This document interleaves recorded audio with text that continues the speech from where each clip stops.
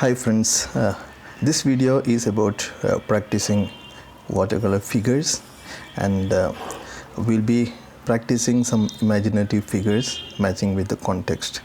Here the context is just a tree, so that it makes it compositionally an interesting one. Okay. Here I'm just making a tree. You don't have to worry about the details of making tree, which probably you already know how to make trees, and the focus, as I told, will be just on the figures, right? So these are just some trunks and some branches. I'm using I think a 6B or 8B soft pencil, so that it is clearly seen on the paper. You could avoid this step totally, because this is an optional step. Okay, so if you want to make a tree, you want to make something else, anything is possible, right? I think our tree is ready. I'm thinking of a person sitting here, okay, and facing us, facing the viewer. So you can make a tiny face and some legs, the entire body. Okay, and I'm thinking of another person facing the first person. So probably they are talking. So I'm trying to think of some story here. Okay. And here, when you draw this, you have to pay attention to the general posture of the human figures, their perspectives, etc., and the proportion, right? So these are some simple sketches for 3 people, and one fellow is sitting and 2 standing.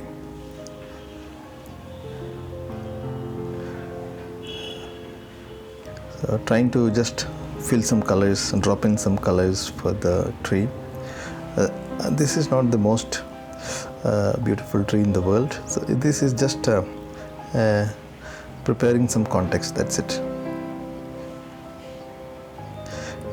I'm using a soft round brush for this. It doesn't really matter what kind of brush you use, as long as it has a good point and it can hold reasonable amount of paint. Okay. Some darker touches here and there, so that our tree doesn't look very flat. So initially I used burnt sienna color, then I am adding some violet, and going forward I might also use some blue color to make it darker. So here I am using a little bit blue, so that the base of the tree is a little darker.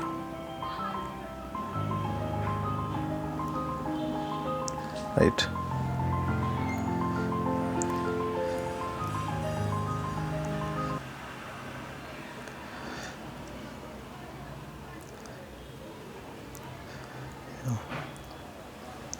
We need some branches now.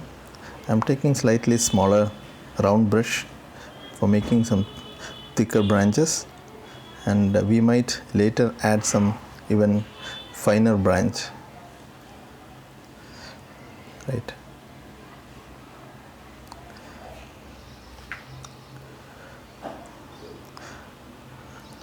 I'm using a rigger brush and making some refined branches. I'm not making it too much, just for the creation of some interest. I'm adding some branches and some marks here and there of the tree to create some interest.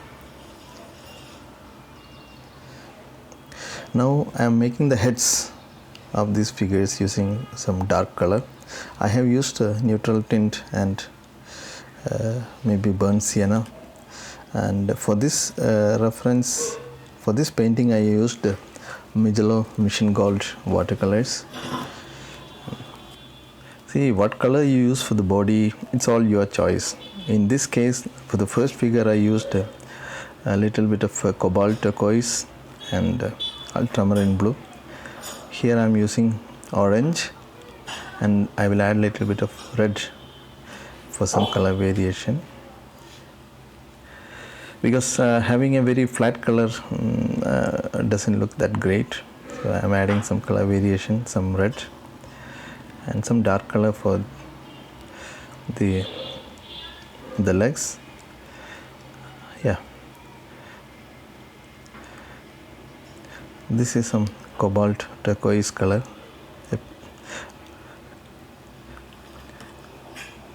See, here the most important thing is how the people, the way in which they stand, their body posture, their body language, and that should all be kind of synchronized, and it should communicate. It should create some kind of a story, something that is happening. So the viewer should be able to describe that, right?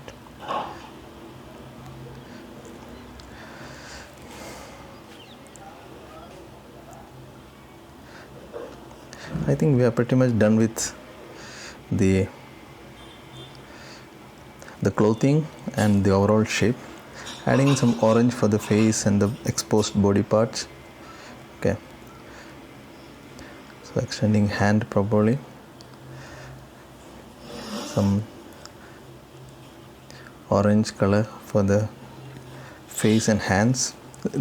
He is in slightly in the dark, so there is not much light, so I am not making it very bright orange. It is little bit dark in tone, so some tiny bit of shadows, and the shadows should be kind of in synchronization.